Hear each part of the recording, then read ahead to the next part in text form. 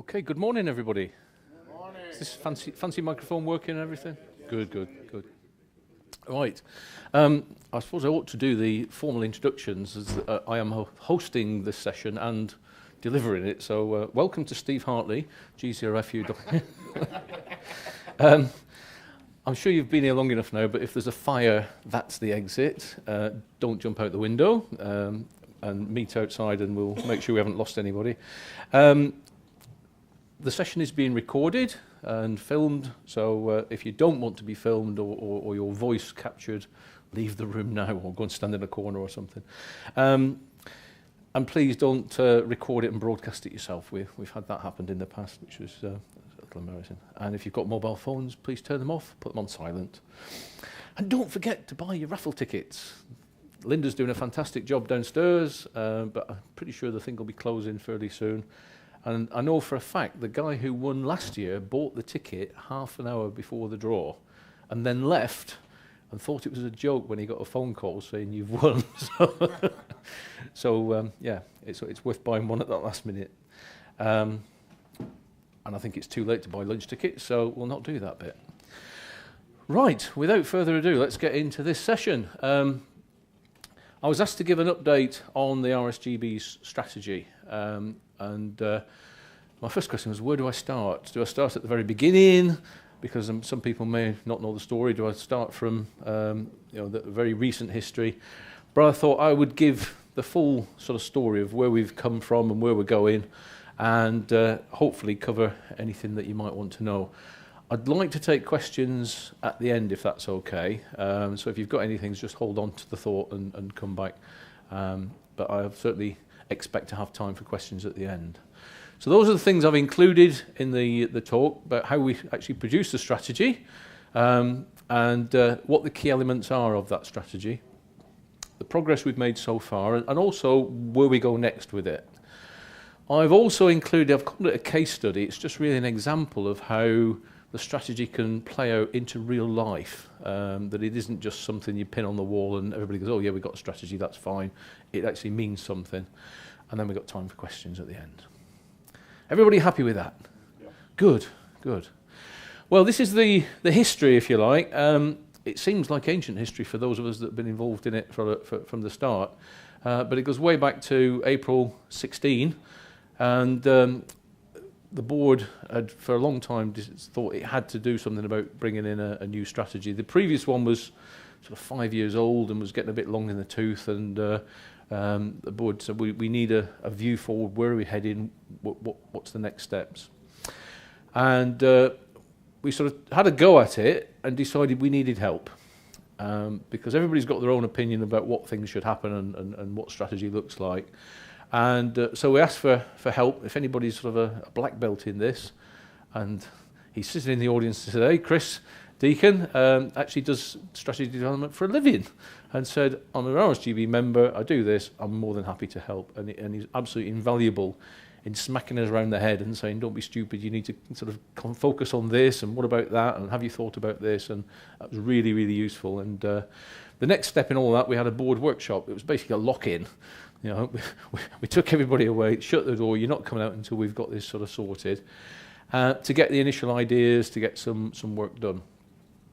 We then took that to the regional council, who are the reps out in the field, to say, does this look right?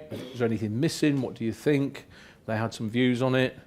We then broadened it out to the leadership team, which includes all the committee chairs, the honorary officers, the spectrum managers, and all the people who have got a particular niche interest, shall we say, like contesting and things like that. We also wanted to include the headquarters staff, because they're the people who immediately interface with members. They have a view on what should and shouldn't happen.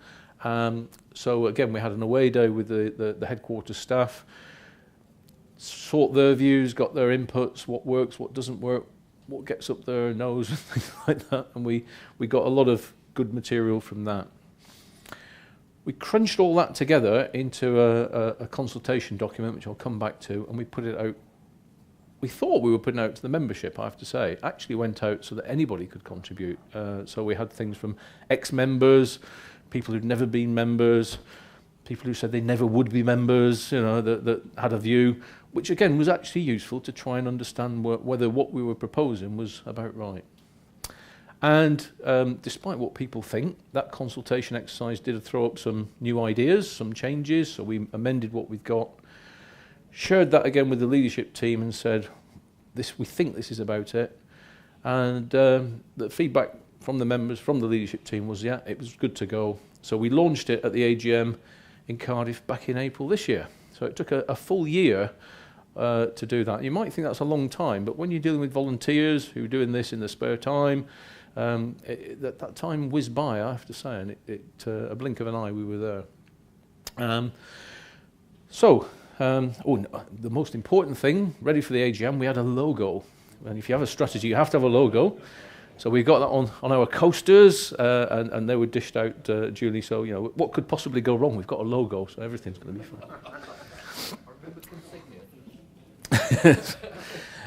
fine. So that's really the story up to the AGM. So we'll give you an update from what happened then. Just an idea of that process that we followed for the 12 months. The view was we had to have 4 things in our strategy. What is our purpose? Why are we here? It might seem an obvious question for an organisation that's 100 years old, but to actually sort of boil that down into, you know, if somebody stopped you in the lift and said, well, what's this RSGB all about? You could tell them straight away. And I have to say, the board members, you struggle to do that sometimes. What is the RSGB? Why is it here? We've got the Articles of Association, which tell you exactly why we're here and that, but it's pages and pages long, and we're just trying to boil it down to that, what's the phrase? Elevator pitch, that's what I was looking for. The values, what are the things that really underpin what we do? You know, what sort of gets you here that makes you do what you do and all of that. So we sort of pull those out. And like Chris really put us on the pressure and said, what's your goal? What's the thing you're aiming to do? Where do you want to be in 5 years' time? And that was sort of us met with a long silence as well, and took quite a lot of work to boil it down. And in case, all right, if you're going to go there, what are your priorities? What are the things that are going to get you there? And we took all sorts of inputs. In 2015, John Gould, who was president at the time, ran a survey of amateur radio. It wasn't just members, it was everybody. So there was a lot of good information in there about what people enjoy doing, what they don't like, whether they like the RSGB, whether they don't like the RSGB, all that. So that all went into the melting pot. We did a SWOT analysis, strengths, weaknesses, opportunities and threats, to find out, you know, what are the things we had to keep our eye open for. PESTEL, and different people use different acronyms for that, but it was political, economic, social, technological, environmental and legal. I remembered it, that was good, wasn't it? No notes as well. And that, again, was quite interesting. Some of the things that came out in that were not necessarily what you'd expected, but it was good to have it there in your thoughts as you were looking at the other material. The competition analysis, and again, the RSGB, you could say, is in a unique position. We've got no competitors. You know, we're the only national society in the UK. But there's a heck of a lot of people who join the ARRL, who join other things like GQRP Club, and in this sort of day and age, you've got lots of virtual clubs building up. So it's a different environment to what it was in 100 years ago, certainly. And then we looked at the consultation feedback and what the members think about what we're proposing. And I'll give you some ideas of what that looked like as well. So to consult with the members, or actually, as it turned out, to all radio amateurs, we produced a one-page strategy, and it looked remarkably like this, with those 4 things on it: the purpose, the values, the goal, and the priorities. And to go with that was a narrative, because that's, you know, fairly pithy statements, but the narrative explained some of the thought behind those one-liners as to what it meant. The questionnaire set out this is what we think the goal should be, for example. And the question was, do you agree with this or disagree with it? And we were criticised for taking that approach because it was sort of a loaded question. You know, how would you not agree with that? Well, if you can only agree with it, it must be pretty good, was my view. But what we said was, if you don't agree with it, what's missing? Or what do you think's there that shouldn't be there? And people did sort of use that as a trigger, and it was quite useful. So there was free text as well. It wasn't just a case of take it or leave it, you know. We had 512 responses, which from a membership of 21,000 doesn't sound like a lot, but it actually generated a heck of a lot of material to look at. And if you say there were 500 most vocal members, well, maybe we were getting the noise that we wanted. So I had to pore over all these comments, and some of them are definitely not reproducible in public. Some of them would probably get us in court if we did that. Some of them were completely unintelligible. They were just jumbles of words. And it was very difficult sometimes to figure out what people were getting at. But there were some useful points in there, and we did pull out as much as we could. So this is what we ended up with. The purpose. Why are we here? I'll not read it out. You can read that for yourself. But it splits into two parts. It talks about protecting what we've got now, making more of it, but actually using it. That's important. We want to do that. And we tried to reflect the fact that, you know, radio amateurs come at the service in a very different way. But predominantly there are those who love understanding the technical detail and getting right into the sort of technology of it. And there are those who just enjoy using the technology. So we've tried to reflect that in a single sentence, all of the things that are going on here at this convention. And you know, some of the feedback was, you haven't mentioned ARDF, you haven't mentioned contest, you haven't, well, yeah, but somewhere in there, all those things can be found. So it took a lot of work, but we got there. We'd liked it to be shorter, but it's about as good as we could get.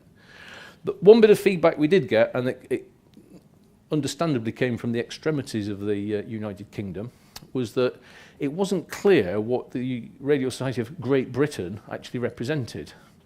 So we added a footnote to make it crystal clear that it's the United Kingdom of Great Britain, Northern Ireland, the Channel Islands, the Isle of Man, both at national level and an international level. Because that's what we do. So that hopefully there's no ambiguity now that we only look after the southeast of England or anything like that. No. It's there.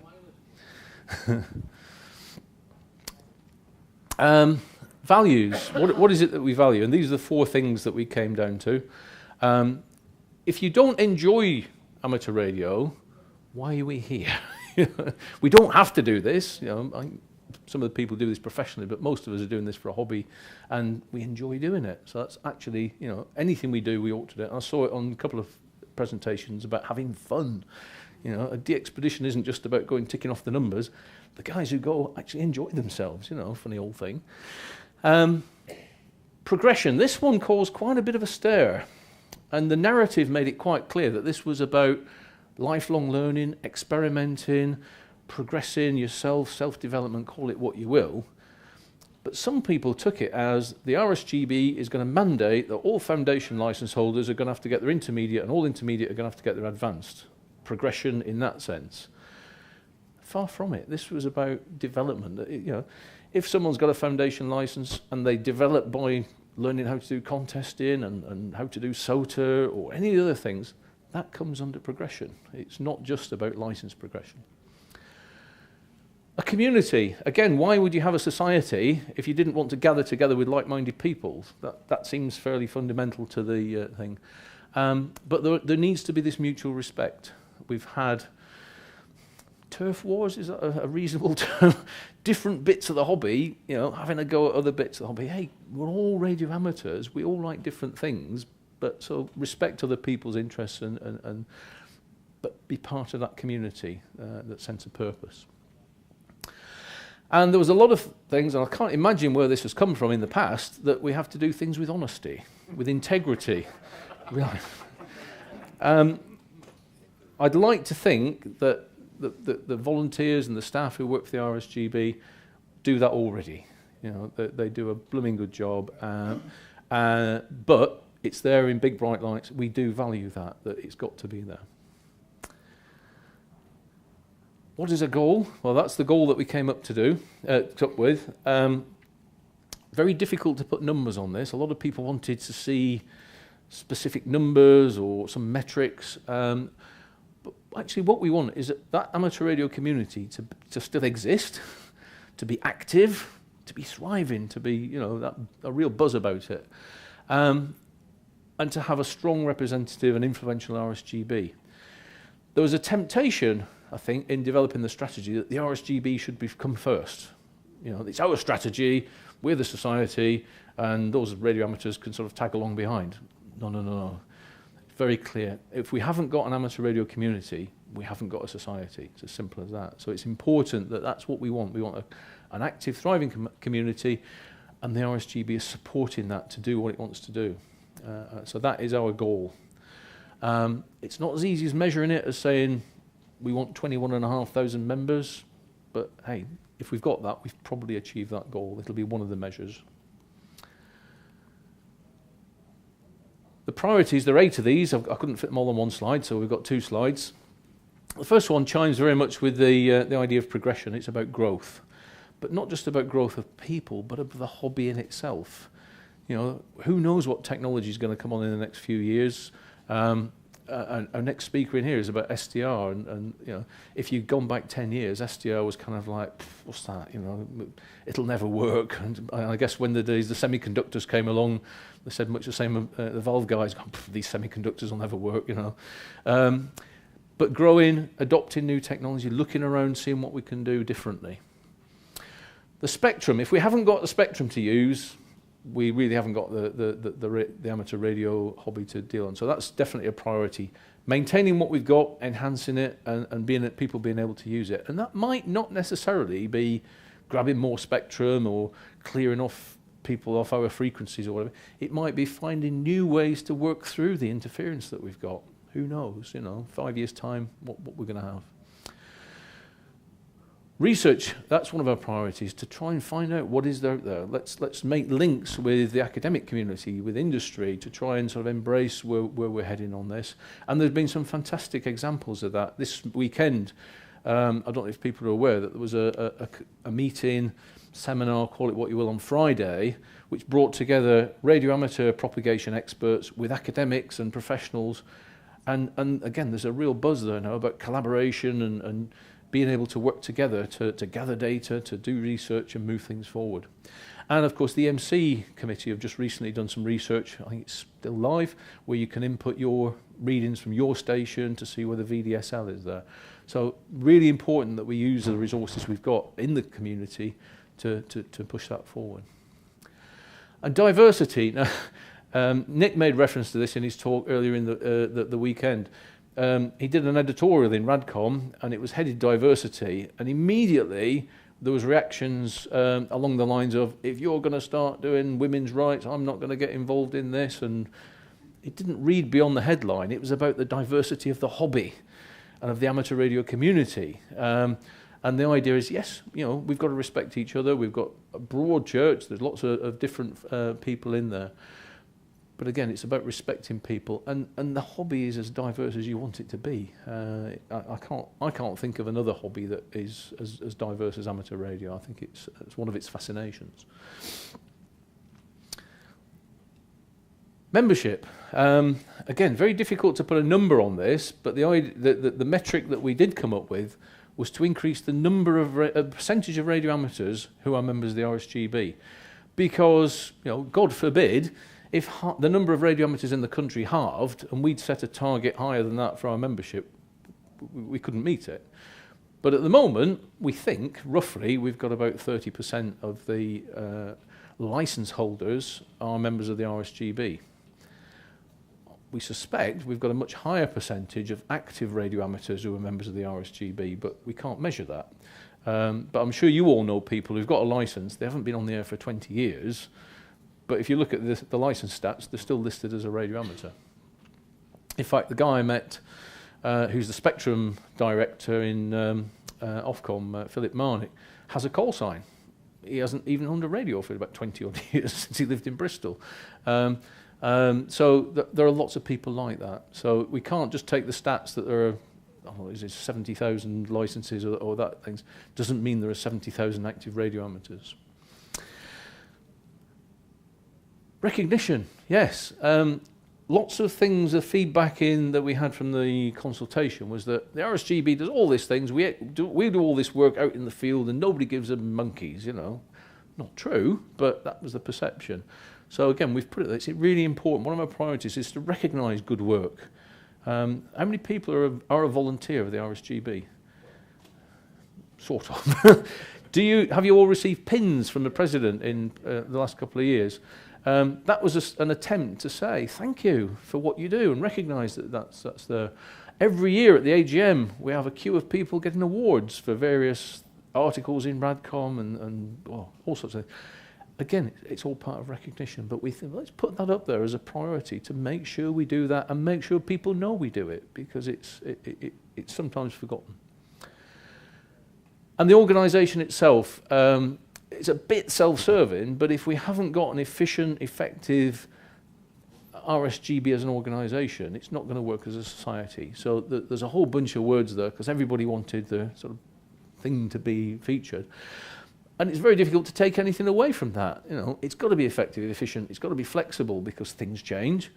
We want members, we've got clubs, we've got special interest groups, and things will change. The community will ebb and flow, and we need to be reactive to that. So we're going to try and stick to that, make sure the organisation's fit for purpose, I think is the phrase that's used, isn't it? Yeah, I thought this was useful. Any of you who are at the AGM, you'll have to forgive me for repeating this, but I think it's worth saying. This is some of the things that came out of the consultation. First of all, RSGB membership is in decline. Why are you even bothering? You're going to die. Well, it's not true. I've been on the board for 4 years now, and the membership's been pretty steady at about 21,000. So depending on your reference point, you know, yes, in the dim and distant past there were more than 20,000 members, but in recent history that's pretty stable. And if any, there's a sort of an upward trend. There's new people coming in. The next one, we always have key meetings in the southeast, and I guess depends again where your reference point is. If you live in Dover, everything's in the north, isn't it? You know. But again, AGM, a very important part of the sort of official cycle. I've been to Manchester, Glasgow, Cardiff, and London. I'll give you that's in the southeast. So it does move around, but the perception out there from some people is that everything happens in the southeast. It's not the case. Newark. Again, I think the Scots think it's in the southeast, but everybody else thinks it's up north. You know. The next one, I couldn't believe when I read it. The RSGB's run by self-serving old men with no interest in the hobby or its future. Now, first of all, you know, I'll give you the fact at that time the board were all men, but there were lots of ladies in regional manager posts and other things. And we are all of a certain age, I'll have to give you that as well. But to say we've got no interest in the hobby or its future, why on earth would you put yourself through being a board member and giving up time to do committee work if you didn't care about the hobby? It's bonkers, but that's what people think. Since then, of course, we've had a young lady elected to the board, Sarah McGarvey, so even that bit's not true anymore. There's again a vibrance about that. The RSGB blacklist members to prevent them using social media. I'll go on record that the RSGB has not banned any single person from any of its social media channels. What prompted that was a Yahoo group run by an independent person banned somebody, and there was a perception it was the RSGB that had done that. It wasn't. The person that did it is an RSGB member, but there's lots of people who are RSGB members. They're not necessarily an official of the society. Facebook, Twitter, the Yahoo, not the Yahoo, the YouTube channel, not a single person has been excluded from any of those. There's been a few posts deleted that were inappropriate, but nobody's been banned from any of that social media work. And the last one, that somebody's view was that the current exam system is not bringing new blood into the hobby. In the last 10 years, it's about 20,000 people that have come into amateur radio. At foundation level, I'll grant you that, but that's 20,000 people. Some of those would not have come into amateur radio had it not been for the exam system. And certainly there's quite a few people I know have progressed to the advanced and got the full licence who tried the RAE route and said it was too big a step. But doing it in 3 steps, can manage that. So where people have get that idea from, I really don't know. But again, it's worth flagging the fact that this is out there. I said,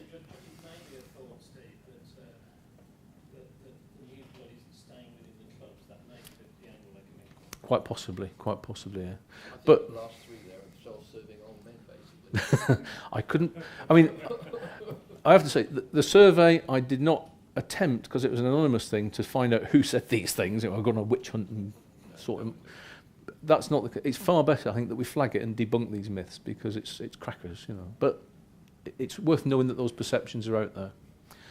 So that was sort of where we were in April this year. Where have we got to now?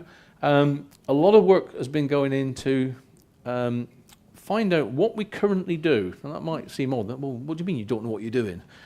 There's a heck of a lot of work that goes on in committees, in the regions, that is pretty much invisible to everybody else. So what we asked all the committees and honorary officers to do was to say, take the things that you currently do, list them, and say which bit of the strategy do they link to. And the idea was that would either produce some things that didn't fit the strategy, which we might have to stop doing, or it might flag up that there are things in the strategy that we don't do anything to promote or to support. We've pretty much completed that work now. It was like drawing teeth from some areas, I have to say. Some of us were much more up for it and contributed well. And I haven't found a single thing that the committees or the honorary officers are currently doing that doesn't fit the strategy in some way, which is really encouraging. There are areas of the strategy that are very light in things that are being done. And one of that surprised me was membership. There's very little that the committees are doing to try and increase membership. They're keen to get more contesters or more ARDF or all of the various specialist interests, but taking that step back and say, what is it we can do to bring that 2/3 that are not members in as members? So that's something for us to think about in the future. So that's going to form our operational plan for 2018. It's almost carrying on what we're doing with a few new projects where people have said, actually, I'd quite like to do this or that, and some examples of that. The contest committee have got a flag there. They want to run a contest specifically for young people. Completely separate to that work, the youth committee said, we'd like to have a contest for young people. So by doing that exercise, we can actually join different bits of the RSGB together to make a better impact and hopefully give a coordinating. There are other examples, but that level of analysis is sort of happening now. But that will form our plan for 2018, so it'll be much of the same, but focused on the strategy with some new stuff. The president is pushing a change in the regional team, the way that operates, to try and deliver things better in the regions. So there's work going on here and now. The work that will start in January is, once that's up and running for 2018, is to say, right, those gaps that we've got, the bits that are light, what are we going to do about that? And we'll need to have conversations with the committees, with the honorary officers, with the members for ideas and projects so that we can prepare those and have them ready to launch in 2019. And then hopefully it'll be a case of an annual cycle of going through that process. And by 2022, we will have that thriving community that's supported by a strong RSGB. So that's my slogan: support the strategy. We've got the logo, so it's got to be things. A lot of people have said, right, well, a lot of people say, well, how can we as members support this strategy? This is sort of just board business, surely. And one of the things we were very keen to emphasise is this is not a board strategy. The board own it, but it's the society strategy. It's been contributed by the members, by the committees, and all the other volunteers that go in there. So at local level, you can contribute to this by saying, if your club or your group or whatever you do, what can we do to support this? When we're planning our talks for the next 12 months or our activities, how does it fit in with this? And it's surprising how that can spring thoughts of doing different things, either in a different way or doing new things to sort of feed into that. And if that helps and you've got some success stories, we'd love to hear about it. So, very quickly, I'm going to go on to my, hobby horse. the project that's been my life for the last couple of years was running the YOTA 2017 project, which was basically bringing in about 100 folk together, young people, to do radio for a week and keep them busy, keep them fed, keep them under cover, and most importantly, make sure they enjoy themselves. So how did that look against the strategy? And I sort of trotted out here, the purpose. We talked about that, enjoying what we do, the use of wireless technology and promoting it. They certainly did that. They had a whale of a time. The feedback, we had 97% thought it was good or excellent. So that met that one. In terms of growing things, a lot of people there did things for the first time. They got involved in modes they'd never used. They did some kit building they'd never done, soldering before, all sorts of things. The number of firsts, we were sort of ticking them off as we went. So there was a lot of growth went on. A lot of friendships were made and growing the community. So that was all good stuff. Spectrum, there wasn't a huge tie-in with the Spectrum, except that we had to interface with Ofcom. Going to Ofcom and saying we've got about 70-odd foreign radio amateurs coming into the UK who want to operate the UK special event station. Is that legal? And how do we do that? And they were really, really helpful. They actually wrote on the NOV, can be used by any overseas radio amateur. They were cool about that. That we didn't care whether it was an entry-level license or a novice license, because there was going to be supervision. One of the supervisors sitting in the corner there. But it was really helpful that Ofcom did that. And when I met with Philip Marnick, I mentioned this. I'll be quite clear. I was after some money, actually. But he said, we can't give you any money, but what we can do is we can open up our facilities to you. If you bring your young people, we'll show them what we do behind the scenes. So we had, I think it was 40 youngsters went to Baldock and had a tour there, looked at the laboratories, looked at what Ofcom do behind the scenes. The youngsters were really impressed with Ofcom, but more importantly, Ofcom were really impressed by the young radio amateurs. So we didn't think there was young people that knew so much, and they were so enthusiastic, and they did stuff and asked us difficult questions, and they were exchanging business cards then and saying, maybe you want to come and work for us when you leave university, and so on. So it was a brilliant interface, that. Participation, obviously, we had 26 different countries. If you count the UK, 27. Everybody threw themselves into it. A couple of the youngsters said we were too busy. We'd have liked some time to chill out and not do things, but we kept them busy. Research, we asked a number of kit manufacturers to provide us with a kit to build. Hans Summers sees this as an opportunity to develop something new. And I don't know how many people have seen his latest 5-watt transceiver. It is amazing. For about, was it $37 or something, 37 quid? It's peanuts, quite frankly. But it's so innovative. It's got built-in test equipment. It's got a built-in Morse decoder. It's got fantastic instructions.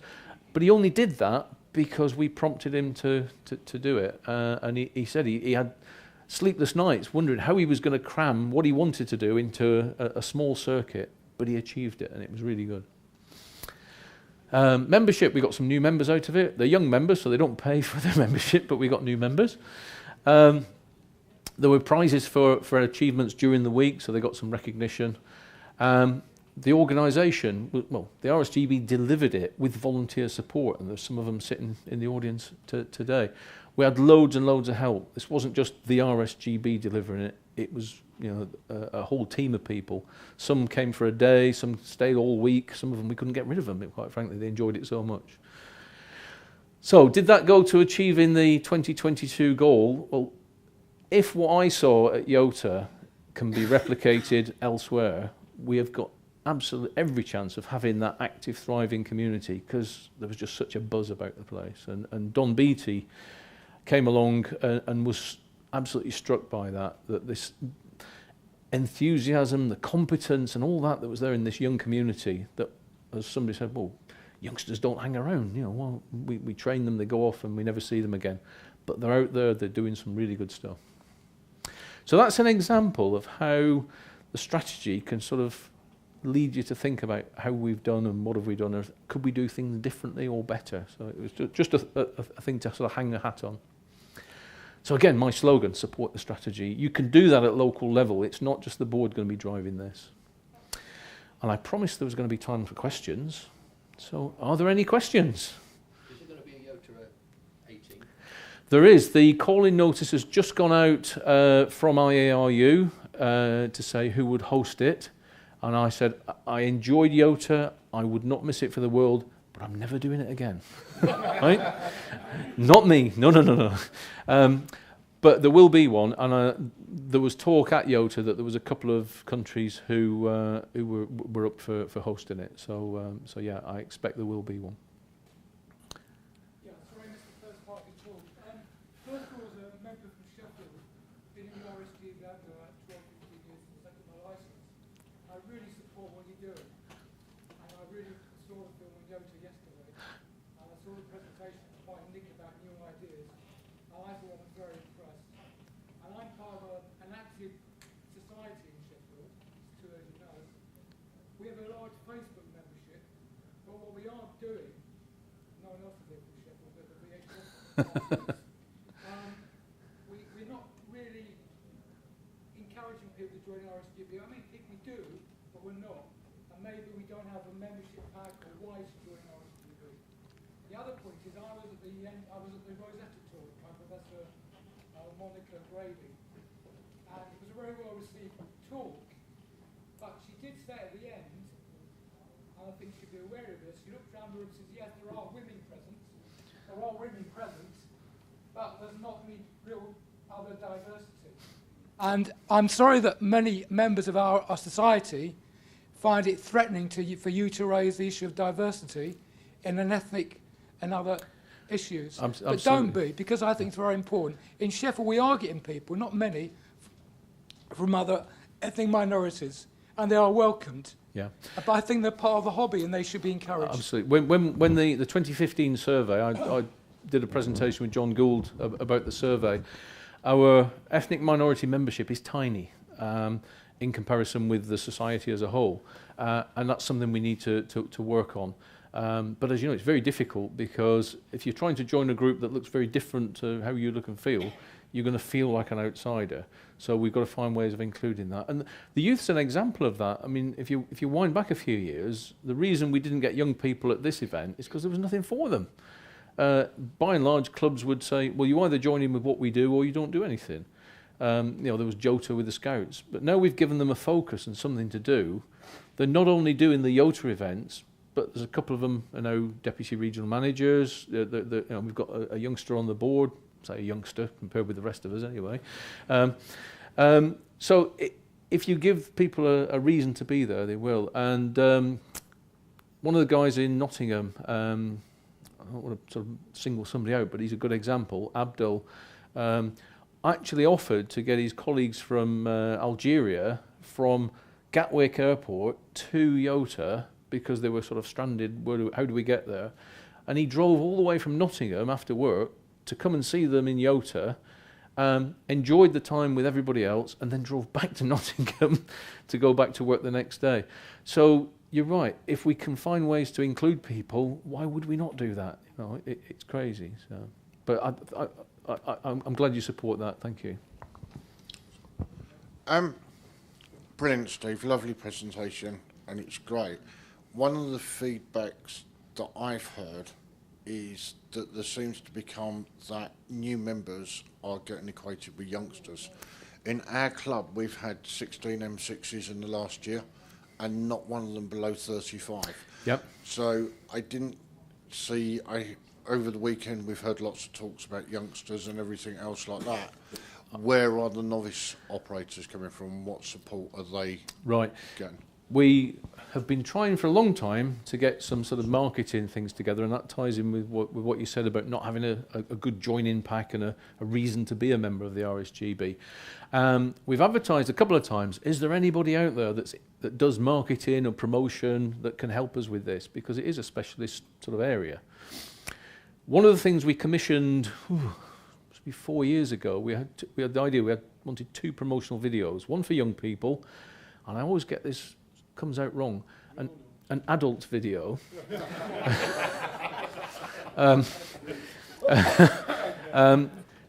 For exactly that reason, to say this is what amateur radio is. You know, here are some various facets of it, but aimed at the what somebody described as a pre-saga generation. Because when you look at the exam stats, the most popular group of people are those in their 40s and things, perhaps, who did CB when they were teenagers and so on. So yes, we've got plans to do that. And if anybody would like to help us with that, we really would like some sort of professional assistance on that. We're trying to avoid paying for it, but we may have to do that in the end. So. Thanks. Ron, G3S of VW. I think we have to be more active in building bridges between the hobby of amateur radio and those who are outside. Mm-hmm. I attended the Propagation and Space Weather workshop on Friday, where there was about 60 people, amateurs and professionals studying space weather scientifically, and the amateurs who experience space weather through propagation conditions. It was valuable in many ways, and one way especially. One of the attendees was a lady professor from Lancaster University, and when she showed the map of where their research sites are in the UK, there was a cross very close to my home in Manchester. It was Altrincham Grammar School, it turned out to be, 2 miles from me, and they're involved with Lancaster University in space weather research. So we've now built a bridge with Lancaster University and the local school. Yeah. So tomorrow I'm going to be in touch with their science department, and that's one bridge built, and I think that should become more widespread in the hobby. Absolutely, and that's one of the things about joining up with you know, when we say research, it isn't just amateur research, it's about us tapping in and helping the academic community. And I had breakfast this morning with Prof Mitchell from Bath University, and she's talking about getting radio amateurs to gather all sorts of data to feed into some central hub, which sounds really exciting and gives people a new purpose to be on the air. So I fully endorse what you say there, Ron. Last question. I always find it very satisfying to read in Radcom the number of members who rejoined. By the same token, if the numbers are fairly steady, there's a roughly equal number leaving and becoming silent key. Do you ask people why they've rejoined or why they have left? We certainly ask people why they've left. There's a sort of an exit survey, but usually when people leave, they're not necessarily that keen on sharing information with an organisation they're no longer a part of, so it's not that successful.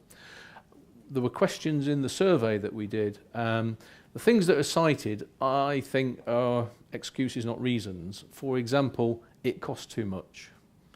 So you've just been and bought this IC 7300 and that A3S and the tower, but you can't afford £4 a month for RSGB membership. Get real. I'm a member of a photographic society, and it's over £100 a year to be a member. RSGB's pretty cheap, to be honest, so that's not a reason, but that's about the only thing we get. The other one we get is, well, in 1974, an RSGB official said something that I didn't like, so I'm never going to ever join ever again. Okay, you know, things have moved on, guys. The incident with a previous general manager is cited still as being a reason not to join the society. Things have moved on, you know, we're no longer there. So yes, we do. And Mark Algar has a program of this sounds very sort of aggressive, but targeting different call sign groups and people who are not members to try and say, hey, you know, you're not a member at the moment. We're doing this special offer. Would you like to come back? And it does generate that. But we've got to change that revolving door into a more in than out, and that's a challenge. That's one of the things. How do we do that? You know. So anyway, I'd love to talk more, but we've got another speaker coming along. So thank you for your time. Thank you for your indulgence, and hopefully you can help us to deliver the strategy that you guys want. So thank you.